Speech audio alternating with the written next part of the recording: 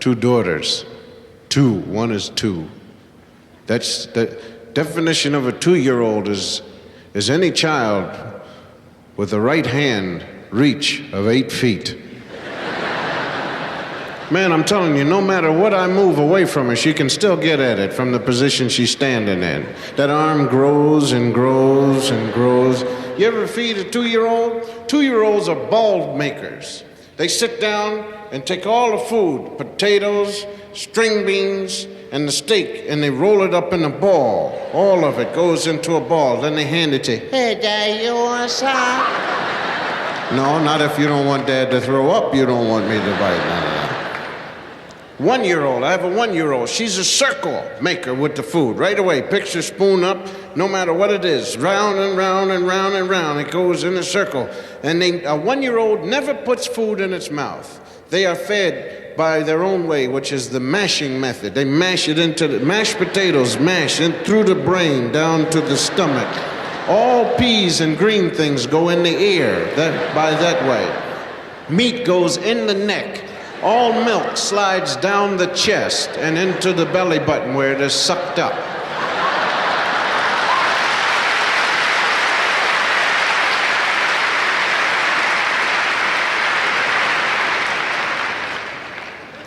And you get into games with 2-year-olds, man, they burn your life right out, man. You can keep doing the same joke for a 2-year-old for 3 years, man. They're laughing away.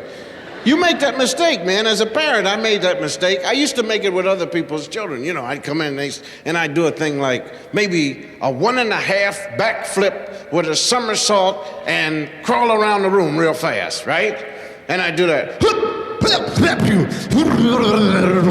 Which takes an awful lot of energy. And the kids say, do it again. And so you still got a lot of energy. And you say, and you run around and do it again. Well, you try that. You do that 5 times, then you're dying. Kid, do it again. Get out of here, kid. I'll punch you right in the face. So your hostility comes out. 1-year-olds know how to destroy grown people. 1-year-old, man. My daughter knows when I'm sleeping on the sofa how to pick that ashtray up and drop it right on my forehead. And I wake up and look, and there's that smile. You ever hear a 1-year-old talk to you? It's not for that. And I talk right back to her. What's the move right to And she said, they're cursing at me. I know it. Because I never hear her talking to her 2-year-old sister. They don't sit there and say, when they're playing, they don't say anything. And whenever the 1-year-old gets upset, she just says, rah, you know, and cries. But when she comes over to me, it's always, I think she's calling me names, man. Because she smiles a lot when she does it. My daughter Erica, talking now. Just, hey, Dad, you gonna go to school? No, I've graduated. You gonna go to school? No, I've graduated. Dad, you gonna go to school? No, I've graduated. You gonna go? Well, that's 3-4 hours of that. How you gonna go to school? No, I've graduated. How you gonna go to school? No, I've graduated. How you gonna go to school? No, I graduated. You gonna go to school? Get out of here. What you talk to me like that for, Dad?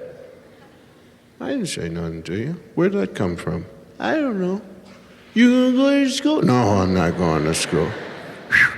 Whew. Beautiful. Of course, it's my wife's fault.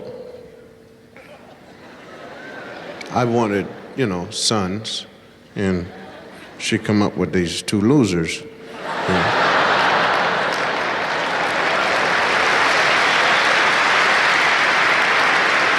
Now, see, the reason for it isn't that I don't like girls. I love girls. I love little girls, little baby girls. I love tall girls. Love girls. Love girls. But I know what boys are after. And I know that boys are basically nasty. So it means one thing. Pretty soon they're going to be coming after me. Any kids coming up to my house looking for my daughters, they're going to be in trouble, Jay. You know, like now, I don't mind my daughters wearing bikinis. I put a bikini on Erica. She looks so cute walking around with the little thing up top and the thing down the bottom and her diaper hanging down. She looks cute, you know. But as soon as she starts to bloom, man, you can forget them bikinis, Jack. She's gonna wear 4 pair of long overalls. Anytime she wants to go swimming, long overalls, Jack. Into the water. First kid comes within 20 feet of her. What'd you shoot him for? I thought it was a shark. I'm sorry.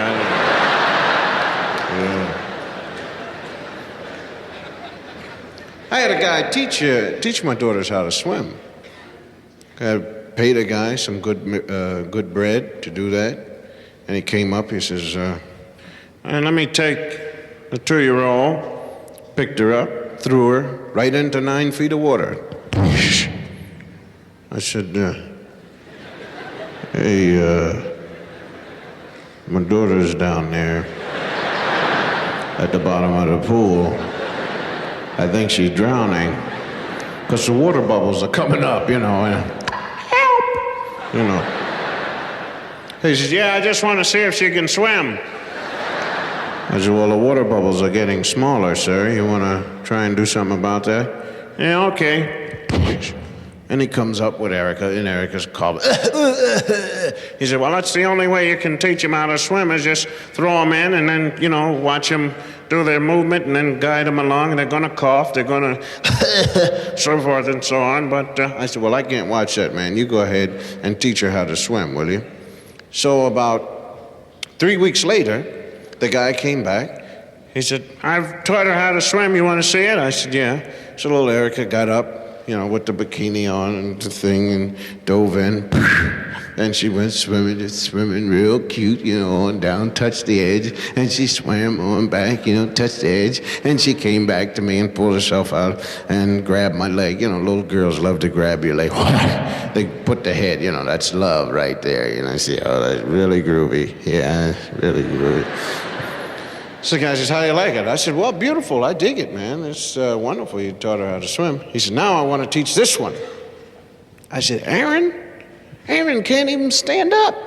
She just crawls around.